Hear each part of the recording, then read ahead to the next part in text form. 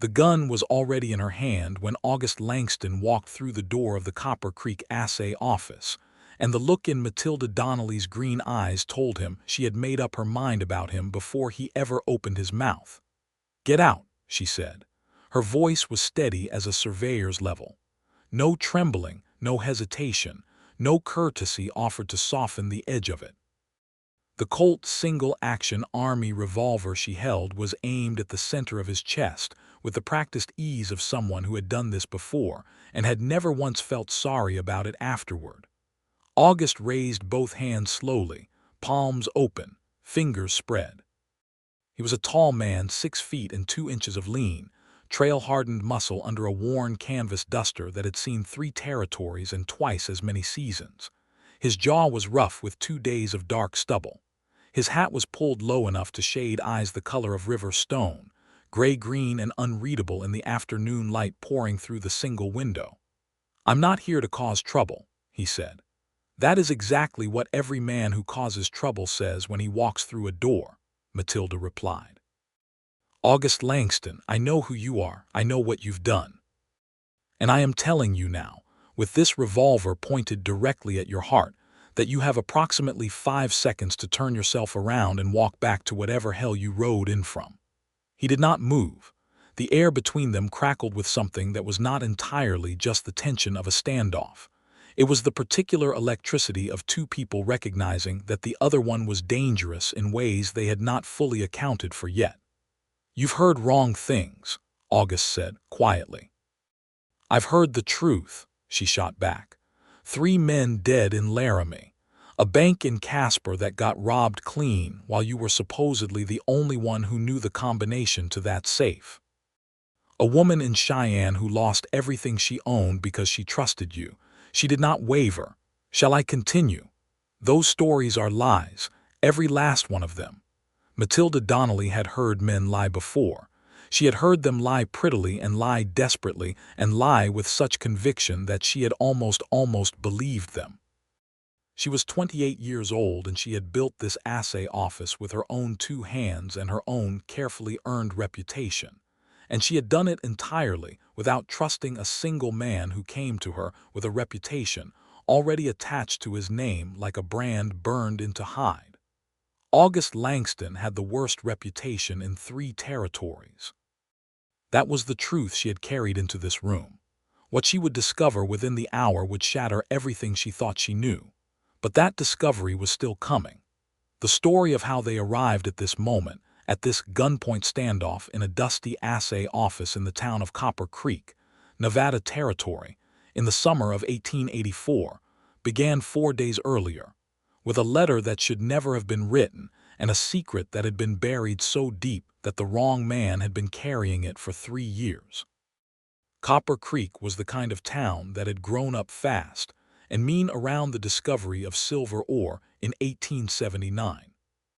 By 1884, it had a population of 400 souls, 2 churches, 7 saloons, 1 doctor who was also the barber, and more ambition than sense concentrated into a grid of dusty streets that baked under the Nevada sun from April through October and froze solid from November through March. It sat in a narrow valley between 2 ranges of sage-covered hills, and the single road in and out of it wound through a canyon passage that everyone called the Notch. Matilda Donnelly had come to Copper Creek in 1880, 4 years before this story begins, with a mule named Socrates, 2 trunks of equipment, and a certificate of competency in mineral assay from the Colorado School of Mines. The only woman to have ever completed that program, and one of only 11 graduates in her year.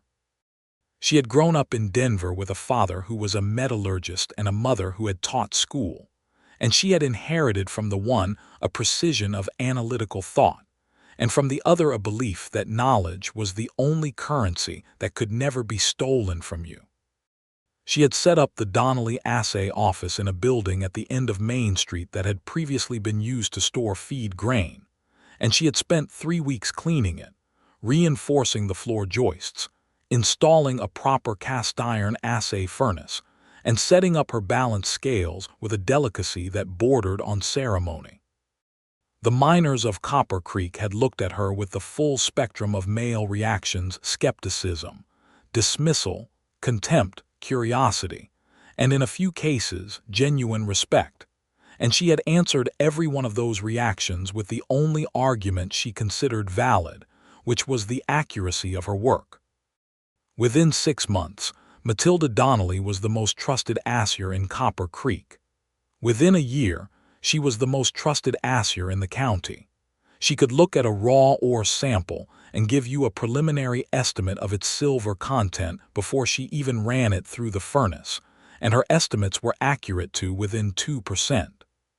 She had a gift for it that went beyond training, an intuitive understanding of mineral composition, of the subtle colors and textures and weights that told a story inside every rock.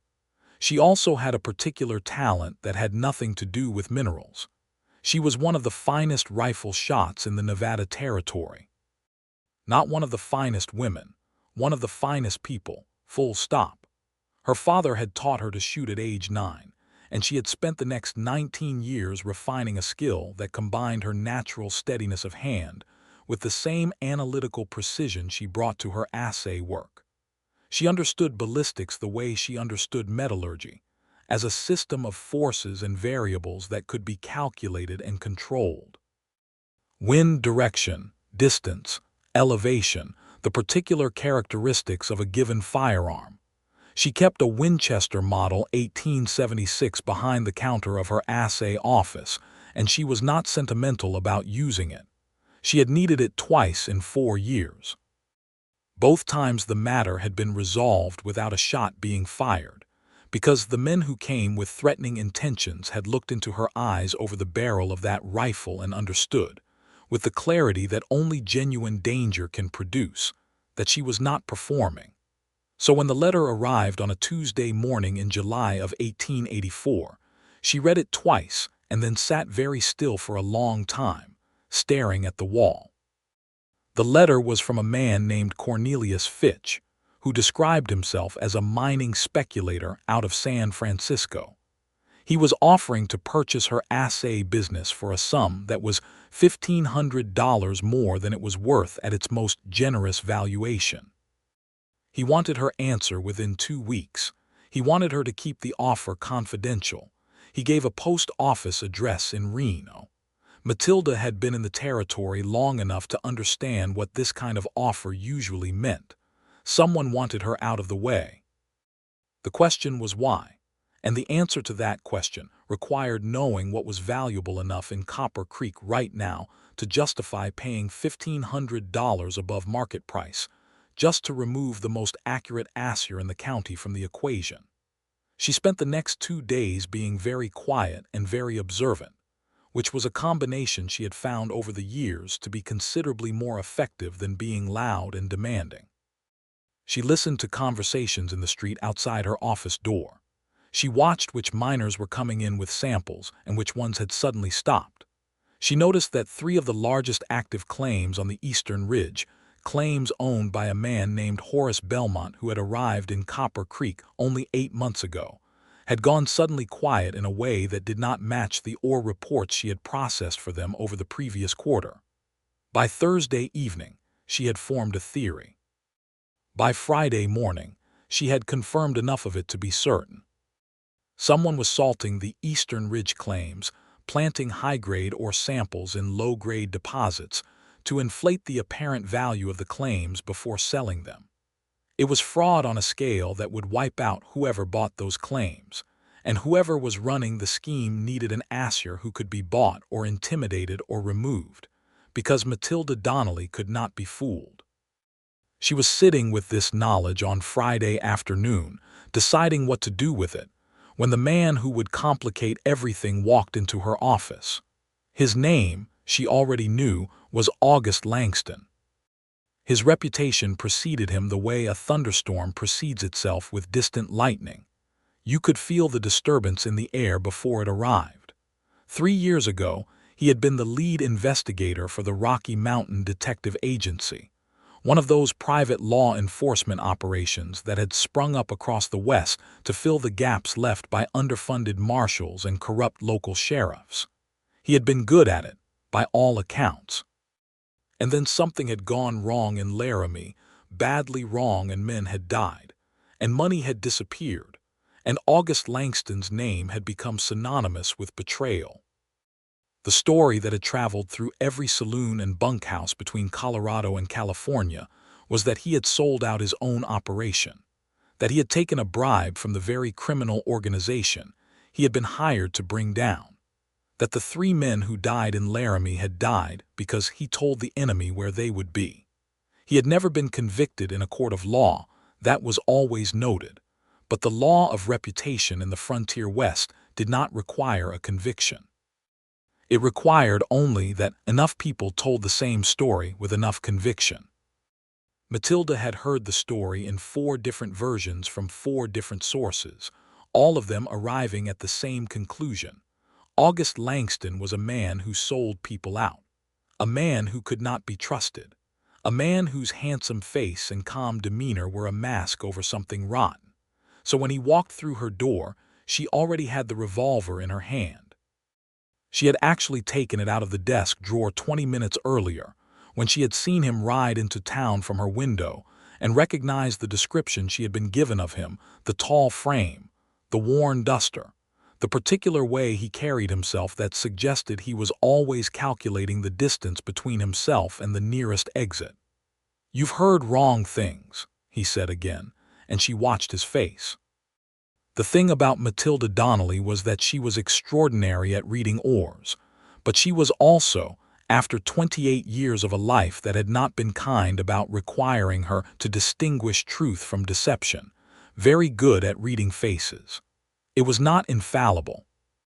She knew it was not infallible, but there was something in August Langston's face that she had not expected, something that sat beneath the surface of his calm and radiated upward like heat from a deep furnace. He looked exhausted, not physically, though that was there too. He looked exhausted in the way of someone who had been carrying a weight that was not his for a very long time and had run out of places to set it down. She did not lower the gun. "Then correct me," she said. He looked at her for a moment with those river-stone eyes. Something shifted in his expression, not quite surprise, but something adjacent to it.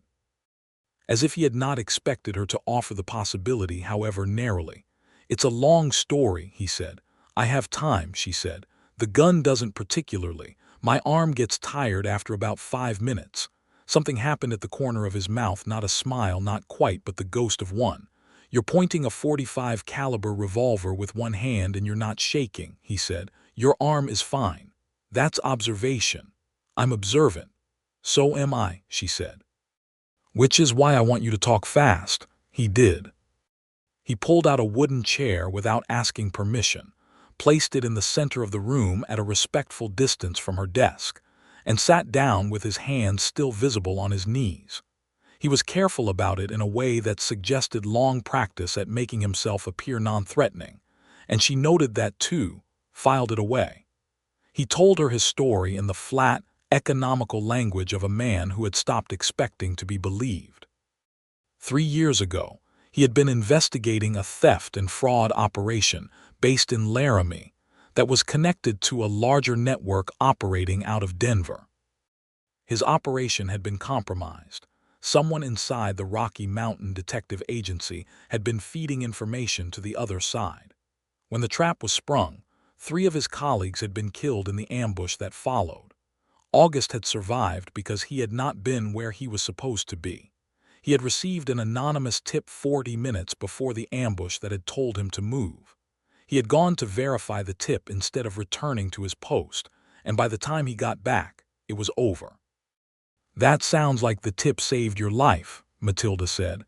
"That's what it was supposed to look like," he said. And it did look like that to everyone who wanted to see me as the man who got his colleagues killed. Because who received the tip? Only me. Why only me? Because I was the one who had arranged for the others to die. That was the logic. And the actual logic. The tip came from the man who was actually the traitor, a senior investigator named Gerald Price. He sent me away so that I couldn't interfere with what was planned. He wanted me out of the picture. If I had been at my post, I might have seen the ambush coming and warned the others in time. He paused, Or I might have died with them. I'm not sure which outcome he preferred. And Gerald Price, dead, August said. 3 months after Laramie, shot in a saloon fight in Cheyenne. The man who shot him claimed self-defense and was never convicted. He looked at his hands. The information he carried about what actually happened in Laramie died with him, or almost all of it. Almost, Matilda said. He reached slowly into the inner pocket of his duster. She tracked the movement with the revolver, and he made it deliberately visible and produced a folded document. He extended it toward her across the space between them. She did not move. "Put it on the floor," she said. "Slide it across." He did. She picked it up without looking away from him for more than a second. She unfolded it with one hand, holding the revolver steady in the other, and read. It was a letter dated 2 years earlier, written in a cramped and hurried hand. It was addressed to Gerald Price and signed with initials CF, and it referenced, in the opaque language of people who are trying to be careful, a transaction, a payment, and something described as the Eastern Arrangement. It named August Langston specifically as the man who must not be in the room when the arrangement concludes. CF Cornelius Fitch, the same initials, the same name as the man who had written to her just 3 days ago with an offer to buy her out. The gun dropped 6 inches before she caught herself and brought it back up. "Where did you get this?" she asked, and her voice, for the first time since he had walked through her door, had an edge of something other than pure authority, something that sounded almost like a question asked in good faith. "From Gerald Price's widow," August said. "She found it in his papers after he died. She held onto it for 2 years because she was afraid. She sent it to me last month. I've been tracking Cornelius Fitch ever since." He met her eyes. "He's here, isn't he, in Copper Creek?" The silence between them was electric. "You know about the claims," she said. It was not a question. "I know he runs a salting operation. I know he's done it in 4 different mining towns across 2 territories. I know that 3 of those times the local assayer was either bought out before the scheme ran out of town, or was discredited by a scandal that turned out to be manufactured." He leaned forward slightly. "I know that the assayer here is Matilda Donnelly, and that she cannot be bought, which means Fitch is going to try one of the other options." She was very still. "He already sent me a buyout offer," she said. "I know. I intercepted the letter he sent to his man here before it was delivered, telling him that if you refused the offer, which Fitch apparently assumed you would, he should move to the next phase." He paused. "I don't know exactly what the next phase is, but I know Fitch's history well enough to know it is not pleasant." Matilda set the gun down on the desk. Not all the way down, the barrel still pointed in his general direction, but she set it down, which was a significant concession, and they both knew it. "You rode all the way to Copper Creek to warn me," she said. "I rode all the way to Copper Creek to finish what started in Laramie," he said. "But yes, warning you is part of it." She studied him. He bore the study with the patient stillness of a man who had learned that the only argument he had left was his own presence and the way he occupied space when someone was looking at him. "Why didn't you go to the law?" she asked. "I did. The marshal in the last town Fitch worked shrugged and told me he had no evidence. The circuit judge in that county had been appointed with money that traced back to Fitch's business partners in San Francisco.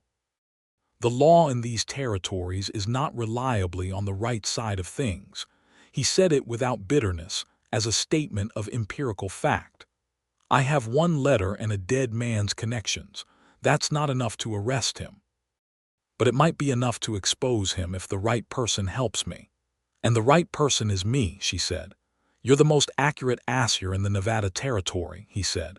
"You are also, from everything I could learn about you before I rode here, the least intimidatable person in this county." And he paused, and something in his expression shifted into something more direct. "You already know about the scheme. You figured it out on your own." "How do you know that?" "Because you already had your gun out when I walked in," he said. "Not because of my reputation. You had it out because you're a woman running a business that someone powerful wants to eliminate, and you've been sitting with that knowledge for 2 days and you're on your own." He held her gaze. "You were expecting someone connected to Fitch to come through that door." The accuracy of this observation landed on Matilda Donnelly like a physical thing. She sat back in her chair. In the nearly 4 years she had been operating in Copper Creek, she had not met a man who read her correctly on a first meeting. She had not met many men at all who looked at her and saw, first and most prominently, the intelligence rather than the gender. August Langston had just told her with evident certainty that she had already solved the problem he had ridden 300 miles to bring to her. He was not surprised by it. He was not condescending about it. He was simply accurate. She picked up the letter again and read it once more slowly. "CF," she said. "Cornelius Fitch wrote this to Gerald Price, your former colleague, the man who betrayed your operation." Yes, Price and Fitch were working together for at least 5 years before Laramie, based on what I've traced. Fitch's operation needs a certain amount of legal and investigative cover. He paid Price to misdirect any inquiries before they got close. "And the bank robbery in Casper," she said. "The woman in Cheyenne who lost everything." He was quiet for a moment. "The bank robbery, I was in Casper when it happened, that part is true. I was there investigating Fitch's operations before I had the name. When the robbery happened, someone left evidence that pointed to me because they needed a distraction." His jaw tightened. "The woman in Cheyenne was Caroline Marsh. She was an accountant for one of Fitch's front companies. She tried to gather evidence against him, and she was destroyed for it, her savings, her home, her reputation. She had trusted me briefly during the investigation because she thought I could protect her. I failed to protect her." The weight in that last sentence was not performance. Matilda recognized the particular quality of genuine guilt. She had carried enough of her own to know its texture. It sat differently than false remorse. It did not seek absolution. It simply existed, heavy and factual. "She's alive?" Matilda asked. "She is. She's living with her sister in Denver. She sent me a letter 6 months ago. She said she forgave me for not being able to stop what happened." He looked at the window. "I found it harder to forgive myself than she found it to forgive me." Matilda was quiet for a long moment. Outside, the afternoon light was tilting toward the gold of late day, and the sounds of Copper Creek, horses and voices, and the distant ring of hammer on metal from the smithy 2 streets over, came through the window in the comfortable, ordinary way of a town that did not yet know it was sitting on the edge of something dangerous. "So what exactly are you proposing we do?" she asked. "I need to get into Horace Belmont's mine on the eastern ridge," August said. "Not to steal anything.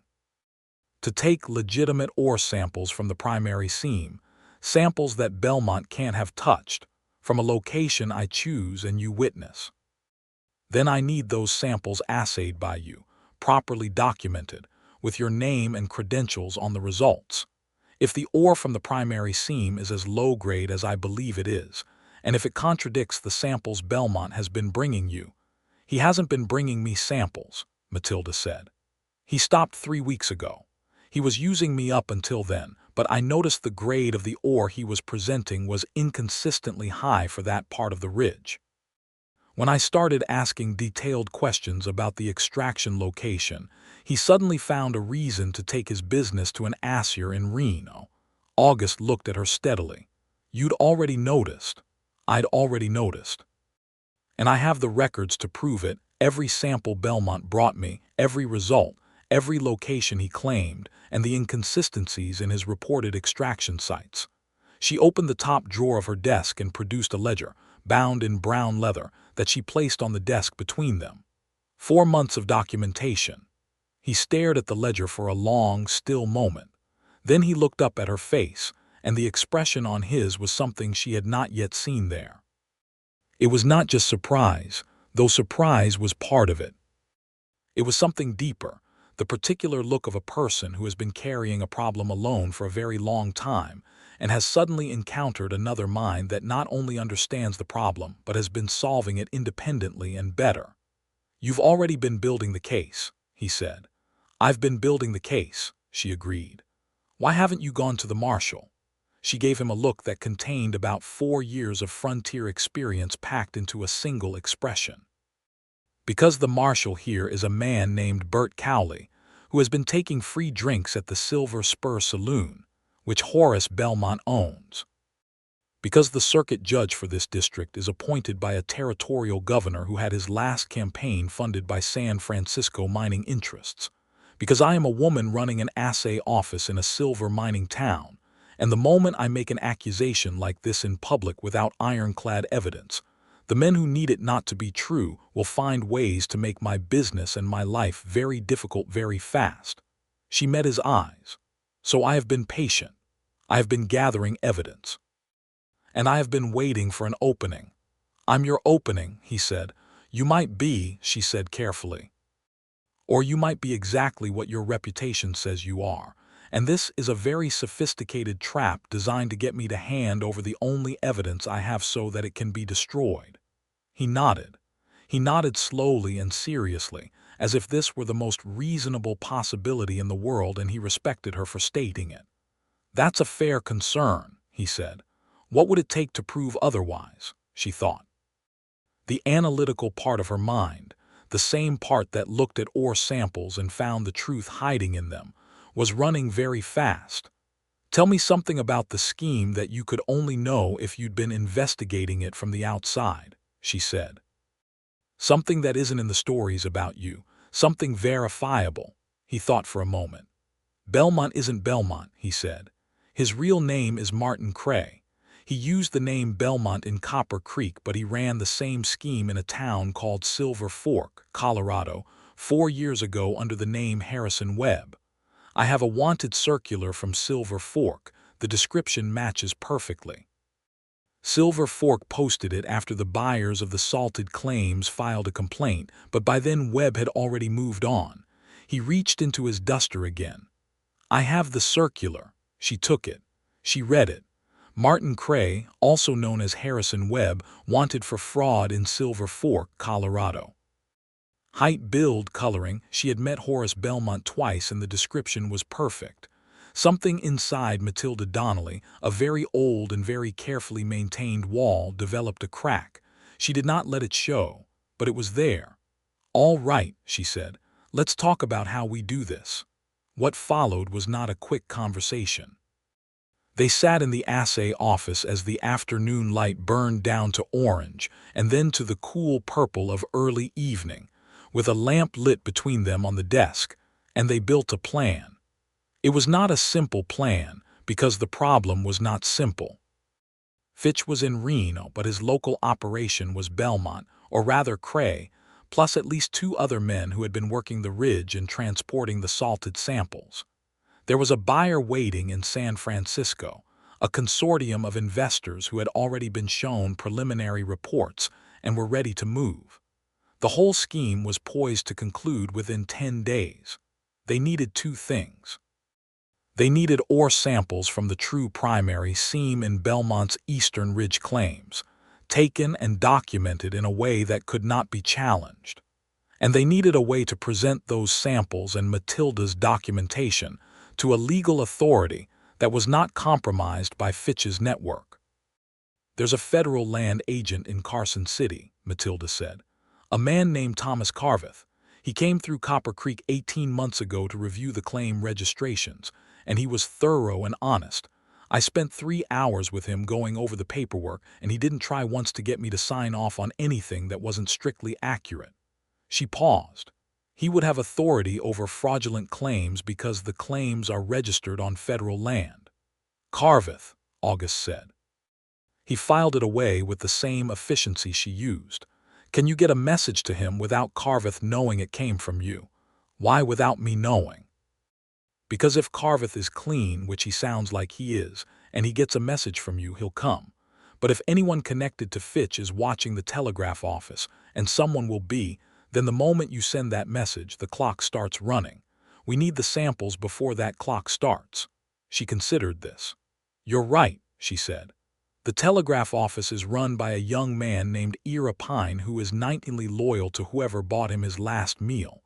He gossips constantly. We'd need to send the telegram from outside Copper Creek. I'll ride to the relay station at Cedar Wells, August said. It's 8 miles out and it's not a regular stop. The operator there is an old man who's deaf and doesn't care about mining politics. I send the telegram, request Carveth meet us here in 5 days. That gives us 4 days to get the samples. Getting the samples means going on to Belmont's claim, Matilda said, which means trespass at minimum and a very good chance of being shot at. I know the ridge, August said. I've been watching it for 3 days from the hills above. The night shift at the eastern claim ends at midnight, and the day shift starts at 5. Between 2 and 4 in the morning there's a window where there are 2 men on site instead of the usual 4, and one of them generally sleeps. She looked at him. You've been here 3 days and you haven't made a move. I needed a partner, he said. I needed the assayer.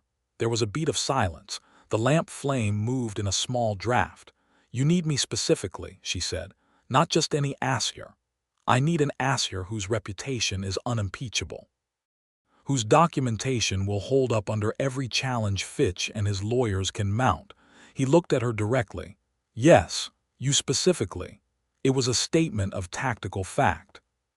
But it was also more than that, and she suspected they both knew it. She had been working alone for 4 years, and the honest truth was that she had been alone in a deeper sense than just the absence of a business partner. She had kept men at a distance the way she kept fire away from her sensitive chemical reagents, carefully, consistently, and with good reason based on empirical experience. The men of Copper Creek had wanted things from her. Her certification, her endorsement of their claims, her silence on things she should not have been silent about, and occasionally, when they were feeling particularly entitled, her company in ways she had not offered. August Langston wanted her expertise and her courage and her documentation. He was treating her as the most important element of a high-stakes operation, and he was sitting in her office at 7 in the evening with a 3-year weight on his shoulders and the steady eyes of a man who had stopped pretending to be anything other than what he was. We'll need to go in 2 nights from now, she said. That gives me tomorrow to make preparations. I need proper sampling containers. I need to update my documentation forms to include independent witness protocols, and I need to leave a sealed copy of everything I already have with someone outside of Copper Creek. Who? My friend Josephine Burke. She runs the dry goods store in Cedar Wells. She's a careful woman and she has a locked, strong box. She met his eyes. If something happens to me, she'll know what to do with the documents. He was quiet for a moment. Something in his expression said that he was running the same calculation she was, that they were both people who had learned to make contingency arrangements as a matter of survival, and that this similarity was not lost on him. All right, he said. I'll take the documents to Cedar Wells tomorrow. I can send the telegram from there at the same time. You'll take copies, she said. The originals stay with me. Another small moment of assessment. Then, agreed. They worked through the rest of the details until the lamp oil was half gone. He would stay at the edge of town. He had a camp set up in the brush on the north side, far enough from the main road not to attract attention. She would make her preparations quietly. They would meet at the back of the assay office at 1:30 in the morning on Sunday, and they would go up the eastern ridge together. When he stood to leave, he picked up his hat from where he had placed it on the corner of her desk and turned it once in his hands. He had large hands, the knuckles scarred in the particular way of a man who had done physical work for many years, and there was something unexpectedly careful about the way he handled the hat, like it was something worth treating gently. Miss Donnelly, he said. Yes, she said. Thank you, he said it simply. Just those 2 words with no adornment and no expectation attached. She nodded once. It was not a small thing, that nod. It was the measured acknowledgement of a woman who gave her trust in carefully measured quantities and had just extended him a portion of it, conditionally, with her eyes wide open. He walked out of the door into the purple evening of Copper Creek. She watched him go, then sat back down at her desk and sat very still for a long time, thinking. The next day moved fast. Matilda worked through the morning with the focused quiet of someone who has decided on a course of action and is following its logic.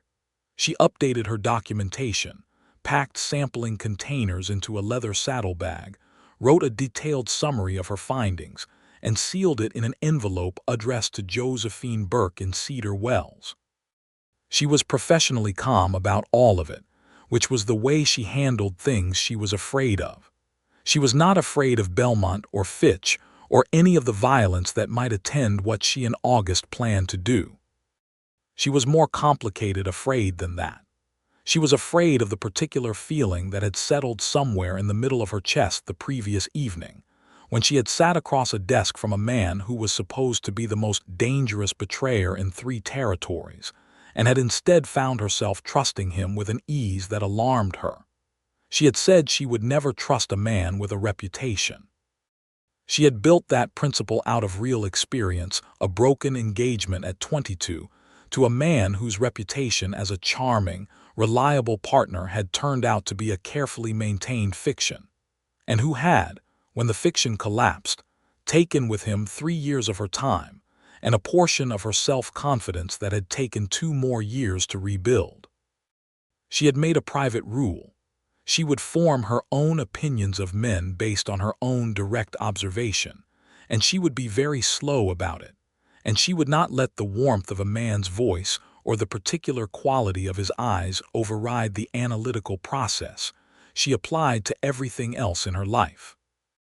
And here was August Langston, with the worst reputation in 3 territories, and she had extended him conditional trust within a single conversation. She spent part of the afternoon telling herself it was purely tactical. She needed his information and his 3 years of investigative work, and he needed her samples and her documentation. They were partners in a practical project, and the trust she had extended was professional, not personal, and she was absolutely not thinking about the ghost of that almost smile at the corner of his mouth, or the way he had looked at her ledger like it was something extraordinary. She was thinking about those things constantly. He came back through her door at 3 in the afternoon, quieter than he had arrived the day before, and told her the telegram had been sent and the copies delivered to Josephine Burke, who had accepted them with the no-nonsense competence of a frontier businesswoman and asked exactly 2 questions before locking them in her strong box. She seemed formidable, August said. She is, Matilda said. She's been running that store for 12 years on her own. Her husband died of fever in the winter of '79 and she just kept going. She paused. There are a great many formidable women in the West that people don't bother to notice. He looked at her. I notice, he said, and the simplicity of it stopped her mid-thought.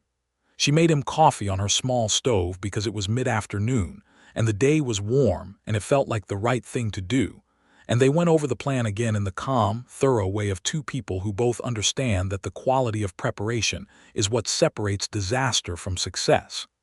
He had made a sketch of the eastern ridge from his days of watching it, drawn with the confident lines of someone accustomed to making field maps.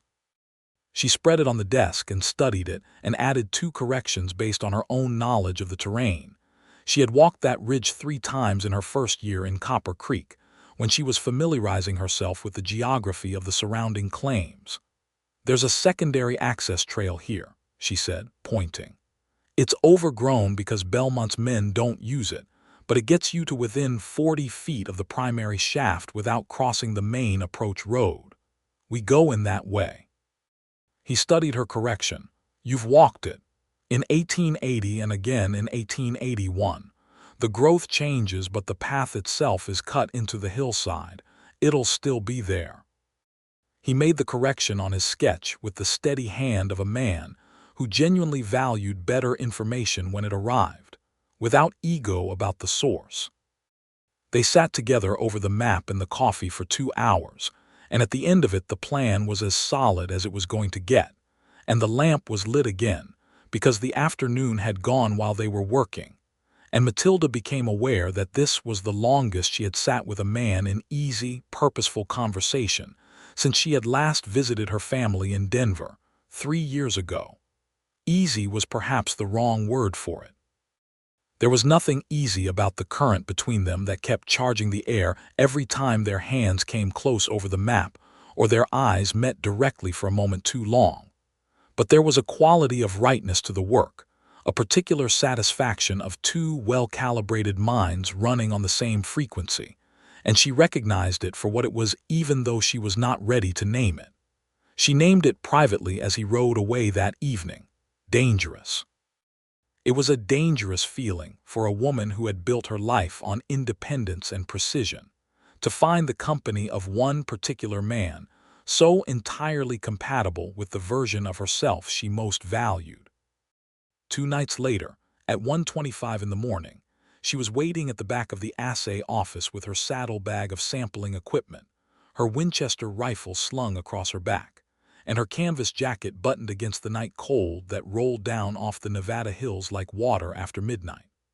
August arrived at 1:30 exactly, leading his horse on foot, and he was carrying a rifle too, a Springfield trapdoor that he handled with the practiced ease of a man who had been using it for years. They did not speak much going up the ridge. The trail she had described was exactly where she had said it would be, even after 4 years, the cut of it still clear enough in the hillside to follow by the light of a moon that was 3/4 full and generous with its light. They moved carefully, placing each step with deliberate quiet, and she was aware of him moving behind her with an ease and economy that spoke of long experience in country like this. At the point where the trail curved toward the ridge crest, she stopped and crouched, and he came up beside her, close enough that she could feel the warmth of him in the cool air. The mine entrance was below them, about 60 feet down the opposite slope.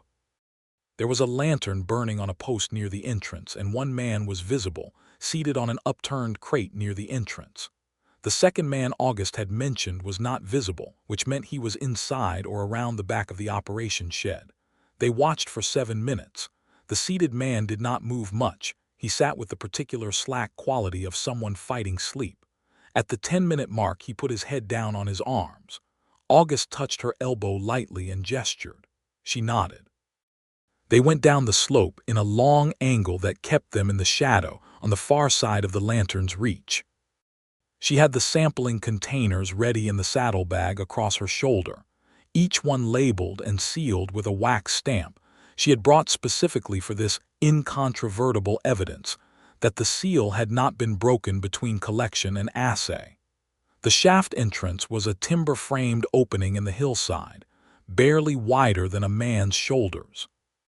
August went in first with a dark lantern, the kind with a slide over the front that allowed you to control how much light escaped, and she followed with the saddlebag.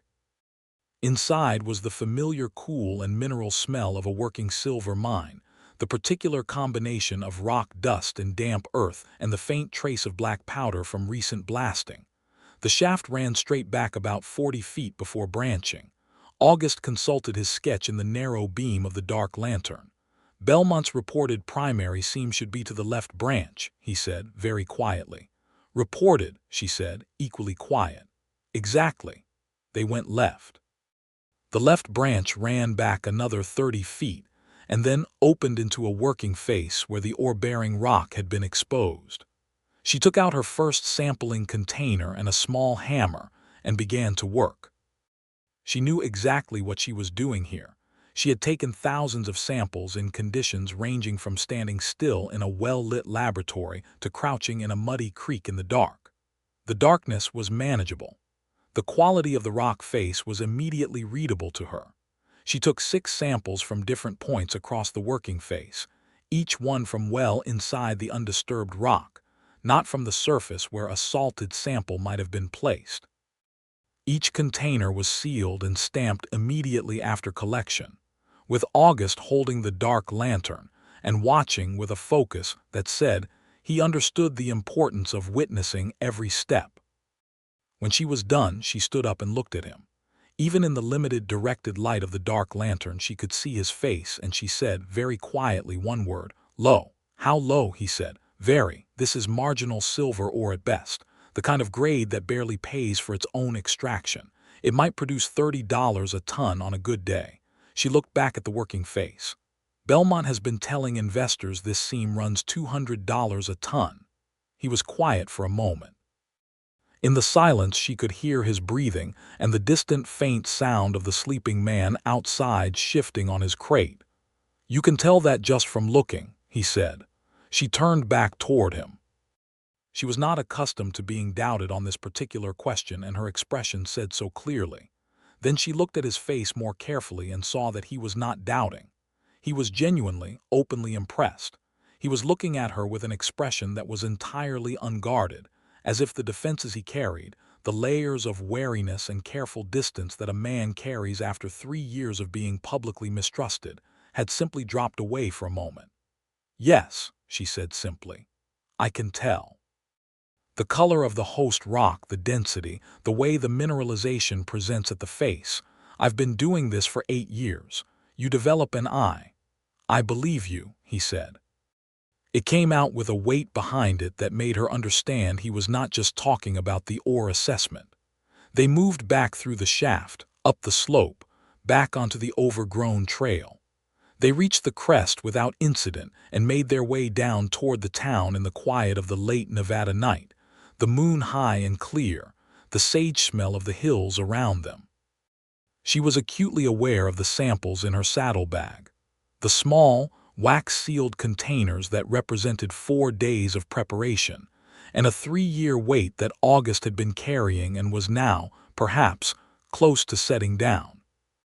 They did not speak much on the way back, but the silence was different from the careful, tactical quiet of the approach.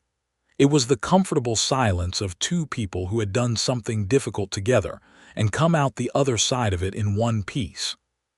When they reached the back of the assay office, he tied his horse to the hitching post in the back alley, and she opened the rear door and they both went inside, and she lit the lamp and they stood in the familiar small space of her office, and she realized she was still holding the saddlebag with both hands pressed against it, the way she held things that were very important.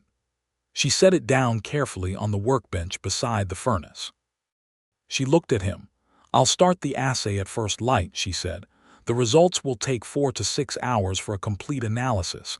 I'll have documented results by early afternoon. And Carveth should arrive in 3 days," he said. 3 days, she agreed. There was a beat of silence. "You're very good at this," he said. She looked at him steadily. "I know," she said.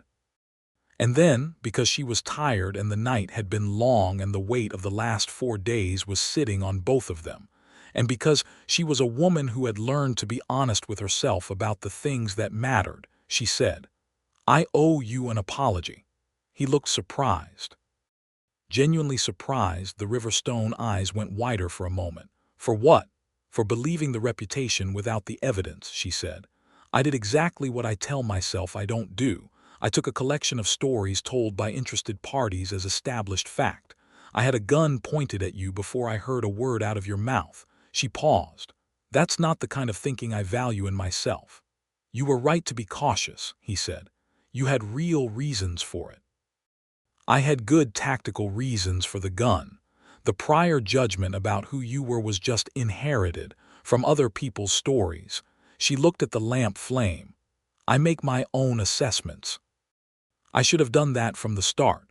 He was quiet for a moment. Then, "You did make your own assessment within the hour." She looked at him. "Within the hour," he said again quietly, and the ghost of that almost smile was back, warmer now, not quite so ghostly. She felt something shift in the architecture of her chest. It was not a small shift. She made herself turn to the workbench and begin the careful process of logging the samples into her records, noting time of collection, conditions, exact location as they had documented it inside the shaft. It was something to do with her hands, and she needed something to do with her hands right now, because if she kept looking at August Langston's face in the lamplight, she was going to do something that the careful, methodical, professionally rigorous part of her brain had not yet authorized. He helped her log the samples. He sat at the desk with her ledger and wrote down what she told him, in the clear, practiced hand of someone who had spent years writing investigative reports.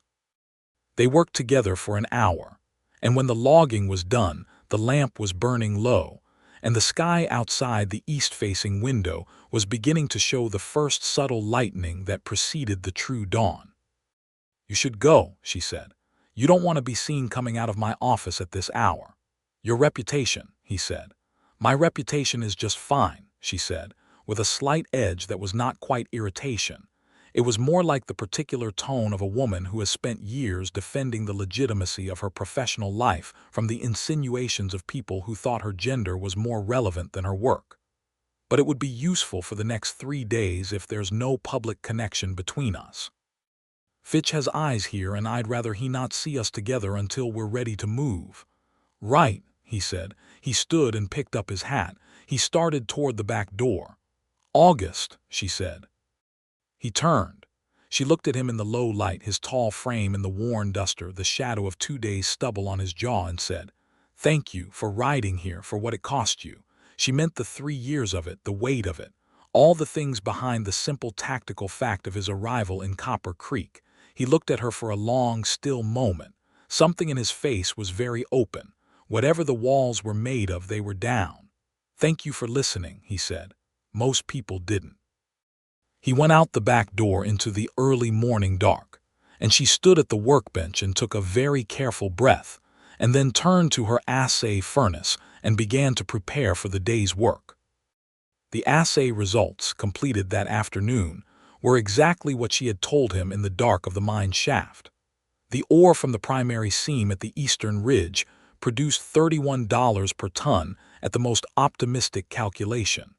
The samples Belmont had been presenting to her, and which she had been logging with careful skepticism for months, ran to an average of $192 per ton. The discrepancy was evidence of systematic fraud on a scale that would have, if the planned sale went through, cost the San Francisco buyers something in the range of $60,000. She documented everything in the meticulous, formal language of a professional assay report, with precise notation of collection conditions, chain of custody, analytical methods, and results. She signed it with her full name and pressed her professional seal, a small metal stamp she had brought all the way from Colorado into red wax at the bottom. It was the most important document she had ever produced, and she was very sure of it. Over the following 2 days, she maintained the ordinary rhythms of her work in a state of internal alertness that she had learned was most effectively disguised by complete external calm. She processed routine samples for 3 miners whose work she had no concerns about. She responded to 2 routine inquiries. She ate her meals at the small table in the back room of her office where she also slept, behind a locked door. She kept the Colt in her desk and the Winchester within reach, and she did not vary from these habits by any visible degree. August kept his distance, as agreed. She saw him once briefly in the street outside the hardware store. He was buying rope, and she was returning from the post office, and they passed each other with no more acknowledgement than 2 strangers who happened to be walking in opposite directions on a quiet afternoon. But in the half-second before their paths diverged, their eyes met, and the information exchanged in that half-second was considerably more than the nothing it appeared to be from the outside. He was fine. She was fine. The plan was holding. On the evening of the second day, Matilda was sitting at her desk in the late afternoon going over the accumulated documentation one final time when she became aware of footsteps outside her front door. Not the random footsteps of Main Street traffic, but the deliberate, pausing kind that said someone was standing and considering whether to come in. She had the revolver in her hand before the door opened. The man who came in was not Belmont. He was shorter and thicker, with a broad face and hands the size of small shovels. She did not know his face, but she knew his type. He was the kind of man who was paid to be present in a room and make the person across from him understand that something bad could happen. "Miss Donnelly," he said. "Yes," she said. The gun was below the level of the desk, pointed at the center of his chest. "Mr. Belmont would like to discuss a business arrangement with you. Tomorrow morning at the Silver Spur." She looked at him. "Mr. Belmont can come to my office," she said. "I meet clients here." The man's expression did not change much. He'd prefer the silver spur, he said, with the emphasis that said this preference was not negotiable. And I'd prefer my office, she said, with the emphasis that said neither was hers. Tell him I'm here every morning from 8 to noon. He knows where to find me. The man looked at her for a moment, doing the calculation. Then he left. She sat for a moment after the door closed, thinking. Then she went to the back door, opened it carefully, and looked up and down the alley. August was already there. He had been watching her office, as they had agreed he would during the final 2 days. He came to the back door in 3 quick, quiet strides. She told him what had just happened. "They're moving," he said. "Fitch or Belmont knows something is wrong. The buyout offer was refused and now they're trying to get you out in the open." "I know," she said. "I won't go. But they're going to escalate." "I know that too." She met his eyes. "How long until Carveth gets here?" "He should arrive tomorrow," August said. "I asked him to come by the northern road and check in with me at the camp before he comes into town. So we need to stay ahead of this until tomorrow," she thought. "I need to send a message to Josephine Burke tonight. If anything happens to me before Carveth arrives, nothing is going to happen to you," he said, with a quiet certainty that was not bravado. It was the particular tone of a man making a promise he intends to keep through whatever means are required. She looked at him steadily. "You can't know that." "No," he agreed, "but I'll do everything within my power to ensure it." He held her gaze. "You have my word." It was the kind of moment that could have been performed, could have been the easy reassurance of a man who said what the situation required and meant nothing particular by it. But she had been reading faces and voices and the spaces between words for 28 years, and this was not performance. This was a man making a genuine promise with the full weight of his person behind it. She nodded, slowly, once. "Stay close," she said. "I'm not going anywhere," he said.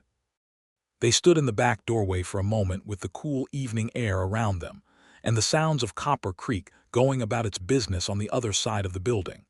And she was very aware of how close he was standing in the small rectangle of the doorway. Close enough that she could see the texture of the worn canvas on the shoulder of his duster and the pulse at the side of his neck. And then she stepped back inside, and he withdrew into the alley, and they returned, separately, to the vigil of the final night. Nothing happened that night, which was itself a kind of tension. Thomas Carveth arrived the following morning. He was a lean, careful man in his late 40s with the methodical manner of a good bureaucrat and the direct eye of someone who had seen enough frontier dishonesty to have developed a reliable sensitivity for it.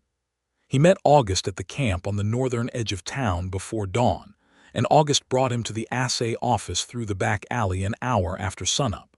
Matilda spread her documentation on the desk. The original ledger of 4 months of Belmont samples. The assay report from the samples she had taken in the mine shaft. The letter from Gerald Price's widow connecting Fitch to the Laramie operation. The wanted circular identifying Belmont as Martin Cray. A written statement she had prepared the previous evening, formal and precise, laying out the complete evidence of the fraud and her professional conclusions. Carveth read everything. He read it twice. He asked 6 specific questions, all of which she answered with additional documentation or direct testimony. He examined the assay report with the focus of a man who understood the technical standard required and was verifying that it met that standard. When he was done, he sat back and looked at August, and then at Matilda, and then at the documentation spread between them. "This is thorough," he said. "This is," he paused. "Miss Donnelly, this is an exceptionally thorough piece of investigative work." "Thank you," she said. "This is enough," he said. "I can issue a provisional suspension of the Eastern Ridge claims pending federal investigation. That stops the sale. And with the identification of Cray under the wanted circular from Silver Fork, I can request a federal marshal hold him." He looked at August. "The connection to Fitch through the Price letter, that's a federal case. Fraud on federal lands and conspiracy across state lines." "Yes," August said, "and Fitch needs to be picked up in Reno before he gets wind of what's happening here and disappears." He paused. I've sent a separate communication to the federal marshal's office in Sacramento. They've been investigating Fitch independently for 2 years without enough to move. This should be enough." Carveth nodded. He was already gathering the documents for copying, the copies that would go into the federal record. "I'll need you both available to provide statements under oath when the marshal arrives," he said. "Likely within the week." "We'll be here," Matilda said. What followed over the next 4 days was the organized, methodical, sometimes tense work of institutional consequence, arriving at last on the right side of a situation. Carveth issued the provisional suspension through proper federal authority. 2 federal marshals arrived from Carson City on the 3rd day. Not the compromised local marshal, not the circuit judge with his questionable appointments, but federal officers with federal authority who answered to no one Fitch had managed to buy. Martin Cray was taken into custody without significant incident, though he tried to ride out of Copper Creek on the first morning after the suspension was issued, and found himself blocked at the Notch Canyon Pass by a federal marshal who had been placed there in advance, based on August's accurate assessment of exactly what Cray would try to do. In Reno, Cornelius Fitch was arrested by federal marshals on the same morning.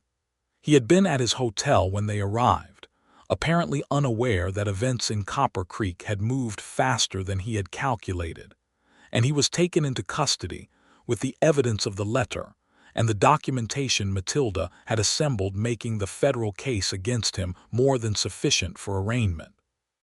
The marshal who came to take Matilda's sworn statement was a compact, thorough man named Aldrich who spent 2 hours with her documentation, asked careful questions, and at the end of it told her that her assay report and the chain of custody documentation for the samples was the single most important piece of evidence in the case. Without her work, the letter and the wanted circular were suggestive but not conclusive. With her work, the fraud was mathematically and professionally documented in a way that no amount of legal maneuvering was going to dissolve. "You built this case, Miss Donnelly," he said, not as flattery but as a legal assessment. "Mr. Langston built half of it," she said, with a precision she considered important. Aldrich looked at August, who was seated in the corner of the office with a quietness that he seemed to settle into naturally when the official business was happening, as if he had spent enough of his life being the center of official business and had no particular desire to be there again. "Your 3 years of groundwork on Fitch's operations were essential," Aldrich said. "I couldn't have completed them without Miss Donnelly," August said, with equal precision. Aldrich looked between them for a moment with the expression of a man who was briefly distracted from his professional purpose by something he recognized as personally interesting, and then he gathered his papers and moved on with the official task. After Aldrich left, it was quiet in the assay office for the first time in a week. The tension that had been living in the air between the walls for the past 7 days, the watchfulness, the controlled urgency, the constant low-level awareness of danger, had gone out of it, and what was left was the ordinary afternoon light and the ordinary sounds of Copper Creek and 2 people who had been in each other's company, with high stakes and real purpose, for long enough that the absence of the urgency made the other thing more visible.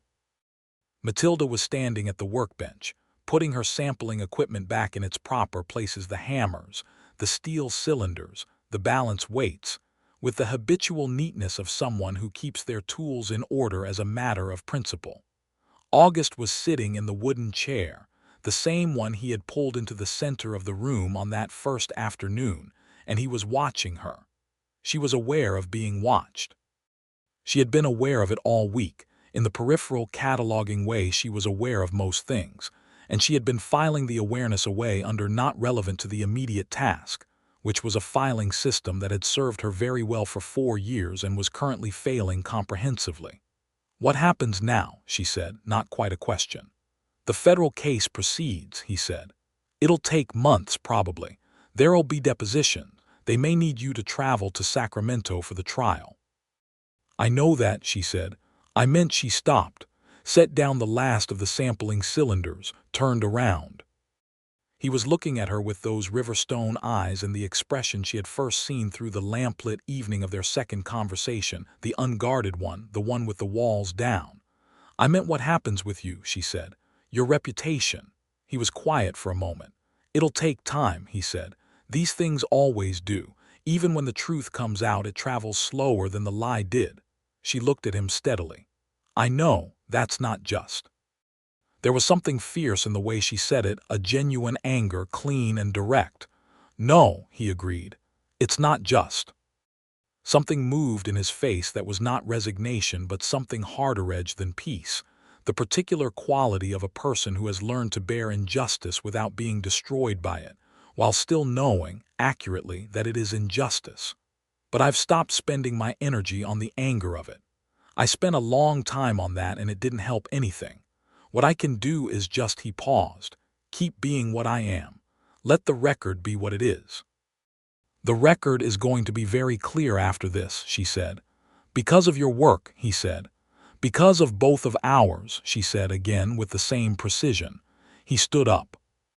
He was very tall in the small space of the office, the afternoon light from the west window making the worn canvas of his duster look almost gold. He took 2 steps toward her workbench and stopped at a respectful distance close enough to talk quietly, not so close as to impose, and she did not step back. "Matilda," he said. The first time he had used her first name, and the way he said it was careful and complete, like he had been thinking about whether he had the right to say it and had decided that he did barely. "August," she said. "I would like to stay in Copper Creek," he said, "for a while. The depositions will require it for one thing." But he stopped. He was not accustomed, she realized, to saying things like this. He spoke fluently about evidence and tactics and the logistical details of difficult operations, and he went quiet and careful when it came to this other thing, the one they had been orbiting all week. "But," she prompted. "But I would like to stay for other reasons too," he said. "If that's something you would not object to." She thought about her principle, the one she had built out of real pain, the one about not trusting men with reputations. She had discovered within an hour of his arrival that his reputation was wrong. She had discovered in the days since, through observation and shared work and the accumulated evidence of who a person is when they are under pressure and there is no audience, that the man she had aimed a revolver at on a Friday afternoon was steady, honest, intelligent, careful with other people's courage, and capable of the kind of respect that is not condescension wearing a pleasant expression but is genuine, rooted in genuine regard. She had not been looking for this. She had not, in 4 years in Copper Creek, been looking for any of this. She had been building something good and self-sufficient and true, and she had been honestly satisfied with it. And yet, "I would not object," she said. The ghost of the almost smile was no longer a ghost. It became something actual and warm, and it changed his face so thoroughly that she understood she had been seeing only part of him until now, the guarded part, and what was underneath it was a man she very much wanted to know better. She did not let herself lean forward. She was still Matilda Donnelly, 8 years of professional rigor and 4 years of hard-won independence. She did not fall into things. She chose them. She chose this. "Good," she said. "There's plenty of work to be done here. I could use someone who can write a straight investigative report and reads terrain maps accurately. And I could use someone who can assess mineral content by eye in the dark," he said. "Then we have a reasonable basis for a working relationship," she said. "We do," he agreed, and the warmth in his voice said that they both understood working relationship to be a beginning, not an end. The weeks that followed the arrest of Martin Cray and Cornelius Fitch settled into a rhythm that Matilda found herself adapting to with a naturalness that still surprised her a little, every day, when she stopped to notice it. August rented a room at the boarding house run by a widow named Mrs. Halcott, 3 blocks from the assay office, and he was present in her professional life in ways that made the professional life easier, not because she needed the help, but because the particular kind of help he offered came from someone who understood exactly what she was doing and why it mattered. He had a way of appearing at useful moments. When a minor came in with a claim dispute that was heading toward belligerence, August was usually somewhere nearby, not intervening, not taking over, just present in a way that calmed the situation and left Matilda's authority entirely intact. When the depositions required her to travel to Carson City for 3 days, he rode alongside her on the road that went through the narrow country of the Notch Canyon, and they talked for the whole 6 hours of the journey with the ease of two people who had been having a conversation for months that was only now finding the room to unfold properly. She told him about her father's laboratory in Denver, the winter afternoons she had spent learning to read the spectrum of light through a prism, the way he had taught her that every substance had its own signature if you knew how to look for it. He told her about growing up in western Kansas, the flat horizon and the wide sky, the way the land taught you either patience or panic depending on your temperament. "Patience," she said. "Always," he agreed. "Panic is expensive." She told him about the Colorado School of Mines, the 2 years she had spent being the only woman in every room, the careful, systematic way she had built credibility one accurate result at a time, because she understood that she would not be granted the benefit of the doubt that her male classmates received as a matter of course. He listened with the focused attention of someone who is genuinely adding this information to their understanding of who you are.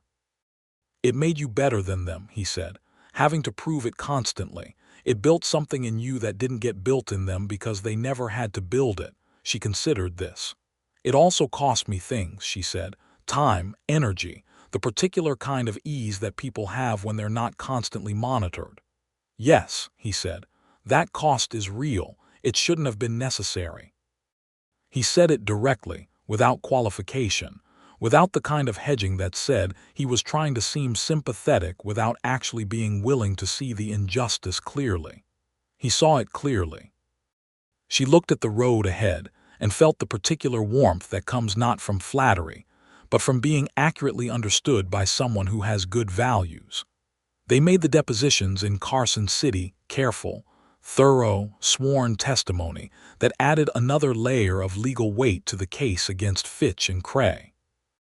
The assistant federal attorney who took their statements told Matilda that her assay documentation was, in his professional view, one of the cleanest pieces of forensic evidence he had seen in 7 years of federal practice. She thanked him with the calm acknowledgement of someone who had known this already and was pleased to have it confirmed. On the evening of their second day in Carson City, they had dinner at a proper restaurant with linen tablecloths and a menu printed on a card, an extravagance that Matilda almost protested and then did not, because he had chosen the restaurant with the careful consideration of someone who wanted the meal to be good, and she was tired of the reflexive habit of deflecting anything that might look like being cared for. They sat across from each other at a corner table with a candle between them, and the conversation that had been unfolding in pieces for 6 weeks continued in the warmer, more direct mode that the candle-lit setting seemed to authorize. "Tell me something about yourself that I don't know," she said. It was a direct question, and she asked it directly because she had decided sometime in the last 3 weeks to stop using professional distance as a proxy for the actual distance she was willing to keep. He thought. "I've never told anyone this," he said, "but when I was 18 I wanted to be a naturalist. I used to collect specimens, rocks mostly, but also plants, insects. I had notebooks full of drawings and notes." He paused. "I was good at it. I had a decent eye for detail. And then the work of survival got in the way and the notebook stayed in a trunk somewhere and I became other things." She looked at him. "That doesn't surprise me at all," she said. "You have a naturalist's way of paying attention." He smiled, fully, warmly, with none of the ghost quality she had first seen in it. "Tell me something I don't know about you," he said. She thought. "I cry at mathematical proofs," she said. "Not all of them. specifically the elegant ones, the ones that are beautiful in the way a perfect crystal is beautiful. When I was 15, I read Euclid's proof of infinite primes for the first time, and I cried for 10 minutes. I was embarrassed about it for years, and then I decided it was actually a reasonable response to something genuinely beautiful. He was looking at her with that open, warm expression, and she felt the warmth of being seen and found not just acceptable but genuinely delightful, which was a feeling she had not had in a very long time. "That is a perfectly reasonable response," he said. She held his gaze across the candle for a moment longer than was strictly necessary, and then she looked down at her dinner and said, to her own surprise, "I'm glad you came to Copper Creek." "So am I," he said. "More than I can account for in purely practical terms." She laughed. It was a genuine laugh, surprised out of her, and it felt good in her chest, warm and unguarded and real. They rode back to Copper Creek the following morning in the kind of easy companionship that is its own form of declaration. And when they arrived and he walked her to the door of the assay office, and they stood on the step in the early autumn light of the Nevada afternoon, she made a choice that was entirely in character for her, methodical, considered, and then committed to without reservation. She reached up and kissed him. It was brief and entirely serious, the way she did important things, and when she stepped back, he was looking at her with an expression that said he had also been making calculations, and that the calculation had arrived at the same place. "Well," he said. "Well," she agreed. "We're in agreement then," he said. "We appear to be," she said.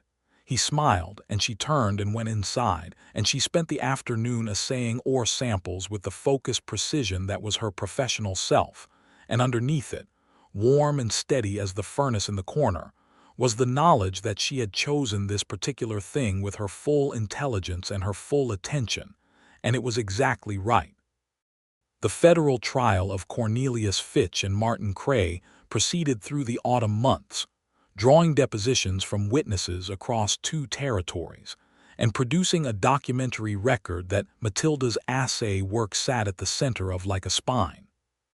Fitch hired expensive San Francisco lawyers who attempted, at one point, to challenge the credibility of the assay documentation by arguing that an independent female assayer lacked the institutional standing to produce legally authoritative forensic analysis. The federal judge, a different judge from any that Fitch's money had previously touched, dispatched this argument in 11 words written in the margin of his response to the motion. "Certificate of competency from the Colorado School of Mines is sufficient." Fitch and Cray were both convicted in November of 1884, 5 months after August Langston had walked through Matilda Donnelly's door with raised hands and an honest face, and a 3-year wait he had been carrying alone. The investors in San Francisco who had been targeted by the scheme were informed in time to prevent any financial loss. The mining claims on the Eastern Ridge were returned to the public land register, where they would be legitimately prospected by miners who deserved an honest result. August Langston's name appeared in the federal record as a key investigator in the case, his 3 years of groundwork formally acknowledged and entered into the record of a federal proceeding. It was not a public exoneration in the sense of a declaration issued and widely distributed, but it was something. It was the beginning of the record being what it should be. And in the communities where his reputation had been damaged, the marshal's offices and investigative agencies and saloon talk of 3 territories, the story began, slowly and then with gathering speed, to change. The truth does travel slower than the lie, as he had said, but it does travel eventually. In December, the Rocky Mountain Detective Agency, reorganized under new management after the exposure of Gerald Price's corruption, wrote to August offering reinstatement. He thought about it for 3 days and then wrote back declining politely. He explained to Matilda, come to prefer work that was accountable to a smaller and more knowable circle of people. He had been consulting for federal land investigations, and the work suited him. It was careful, methodical work, and it used the particular skills he had built over 15 years. It also had the advantage of frequently requiring the analysis of mineral samples, which meant regular professional consultation with the best assayer in the Nevada Territory. The spring of 1885 came to Copper Creek in the particular way of desert springs. A sudden, vivid flowering of wildflowers across the sage flats that lasted exactly 3 weeks before the heat arrived and bleached everything back to pale gold. On a Saturday afternoon in April, with the hills behind the town still carrying the last of the season's green, August Langston stood on the step of the Donnelly assay office and asked Matilda Donnelly to marry him. He did not perform it. He was not, as she had established over the 9 months of knowing him, a man who performed. He said what he meant in direct, considered language, that he loved her, that he respected her, that the life he had built in Copper Creek over the past year was the most whole and purposeful he had ever lived, and that he believed, if she agreed, that they could build something together that was better than either of them could build alone. She was quiet for a moment, which he had learned did not mean hesitation. It meant she was arriving at a thing she had already decided through the process of stating it cleanly to herself. "Yes," she said, "with certain conditions." "Tell me the conditions," he said. "The assay office is mine. My name, my credentials, my business. I'm not a wife who becomes invisible behind a husband." "Obviously," he said. "Understood and accepted without reservation. If we disagree on something important, we discuss it until we find the position that's actually correct, not until one of us gives in." "Agreed. I would point out that I expect to lose most of those arguments, given your track record on being right." She looked at him with an expression that was very slightly amused. "And the last condition," she said. "Yes. You keep your naturalist's notebooks," she said. "You told me once they were in a trunk somewhere." "Find the trunk." He was quiet for a moment, and something happened in his face that she recognized as the particular quality of emotion that does not have a convenient name, the feeling of being known at the level of an old and private thing, and finding that the knowledge is held carefully. "I'll find the trunk," he said. They were married in June of 1885, in a small ceremony in the Lutheran church on Cedar Street, attended by Josephine Burke and her husband from Cedar Wells, 3 of the miners whose claims Matilda had certified over the years, and who had become, over time, something like a community around her work, and Mrs. Halcott from the boarding house, who cried thoroughly and without apology. The reverend who married them was a calm, broad man named Aldous Whitmore, who had a generous view of the institution and no interest in the kind of ceremony that was longer than necessary. The vows were brief and sincere, and exchanged with the directness that both parties brought to all things they meant. Afterwards, on the step of the church in the June afternoon with the high Nevada sky above them, and the smell of sage on the warm air, August looked at his wife in the simple blue dress she had made herself over the previous month, and the expression on his face was so entirely transparent that 3 people who were watching from various distances all independently had the same thought: that this was a man who had come through something very long and very difficult, and had arrived, finally, somewhere entirely real. Matilda looked back at him with her green eyes steady and clear and warm in a way that she had stopped guarding 6 months ago, with the same focused attention she reserved for things that were genuinely important. She took his hand. It was a simple gesture, but in it was the full weight of a choice made by a highly intelligent, fiercely independent woman who had decided, on the basis of her own evidence, that this particular man was worth the trust. The first years of their marriage were productive in every sense. The assay office continued to grow. The federal land consulting work that August had built brought him regularly to Carson City and occasionally to San Francisco, but Copper Creek was home in the particular way of a place that has been chosen rather than inherited. He found the trunk. It was in a storage room at Mrs. Halcott's boarding house, where he had left it without unpacking when he had arrived in Copper Creek. and he resumed the naturalist's notebooks with the ease of someone picking up a language they had let fall quiet for years.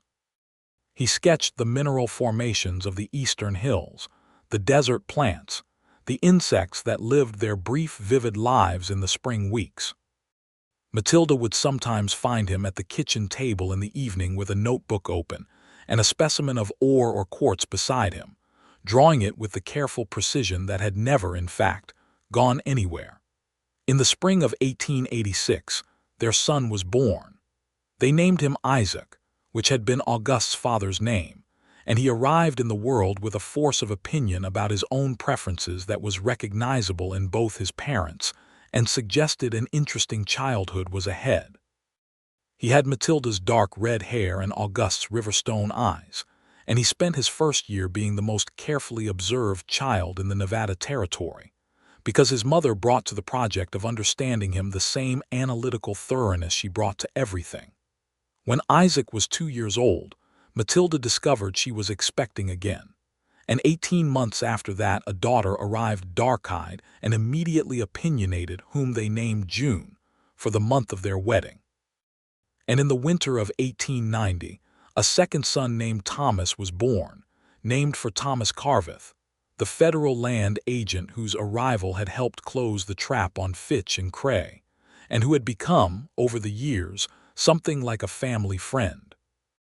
The assay office expanded in 1888 to a larger building with 2 workrooms, because Copper Creek was still growing, and the quality of Matilda Donnelly Langston's work continued to be the standard against which other assayers in the region measured themselves. She hired an assistant in 1889, a young man just out of a mining school in Arizona named Peter Acaffer, the son of a Yoruba father and a Cherokee mother, who had the same kind of careful, analytical mind she valued, and who had come to her specifically because her reputation for rigorous, non-political work was the kind of reputation he wanted to build his own career around. She trained him with the same patient thoroughness her father had brought to her own education, and when he told her, 3 years into working for her, that her certification and endorsement had opened doors for him that he had not expected to be open, she told him that the only thing she expected in return was that he would do the same for whoever came to him wanting to learn. August watched his wife with the same unguarded expression she had seen on his face on the night they had stood in a dark mine shaft, and she had told him she could read the ore by looking. He had never recovered from being impressed by her, and he had long since stopped trying to recover, having understood that being impressed by the person you loved was actually one of the great goods available in a life.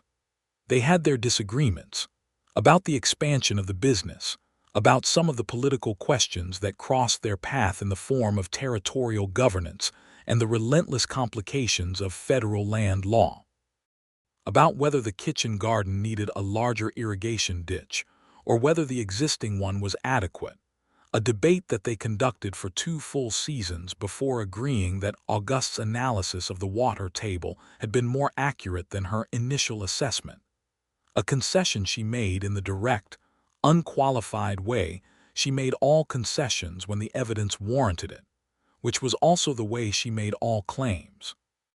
In the winter of 1891, a reporter from a Denver newspaper came through Copper Creek working on a story about frontier women in professional roles. He interviewed Matilda for 2 hours and published a piece that ran in the paper that March, a piece that described the Donnelly assay practice, the Fitch case, and the role Matilda had played in building the evidentiary record that had led to 2 federal convictions. It named her credentials, her record, and her 8 years of work in Copper Creek, and it quoted her on the nature of assay work with a precision that suggested the reporter had actually listened to what she said. August read the article at the kitchen table while Isaac was eating breakfast and June was trying to convince her younger brother Thomas to give her his biscuit, and he looked up from the paper at his wife who was standing at the stove with her back to him and said, "This is good, this is accurate." She turned around. "You thought it might not be." "I thought newspapers often simplify the technical parts to the point of error," he said. "He took notes," she said. "I checked them." He laughed. It was an easy, warm laugh, the kind that comes from long familiarity with someone's particular qualities. "Of course you did," he said. She sat down at the table and poured herself coffee and looked at her family in the morning light. The tall, dark-haired man reading a newspaper, the red-haired boy eating his breakfast with the focused absorption of someone who takes food seriously, the small, dark-eyed girl conducting negotiations across the table, the baby in the high chair discovering the entertaining properties of a spoon, and she felt the deep, settled fullness of a life that had been built with precision and intention, and more luck than she generally acknowledged. She thought about that first afternoon, the gun on the desk, and the tall man in the worn duster, and the way she had been so certain, so armored, so ready with her accumulated evidence of why trust was a liability. She thought about the hour that had followed, and the way the evidence had simply overturned itself. The way the truth had done what the truth always did when you were actually willing to look at it. She had said she would never trust a man with a reputation. His reputation had been wrong, entirely and provably wrong, and she had found that out within the first hour. And then she had kept finding it out, in every conversation and every shared task and every day of a life that had become, without any of the dramatic declarations she had always been suspicious of, the best thing she had known. Outside, the Nevada morning was clear and cold, and the hills above Copper Creek were dusted with the first snow of the season, the same hills she had walked in her first years here with her sample bags and her Winchester, building her knowledge of this country one measured step at a time. The same hills where she and August had gone by moonlight to take samples from a mine shaft, and had come out the other side with the evidence they needed and something else too. Something that had no label in her professional vocabulary, but that she had by now been accurately naming for 6 years.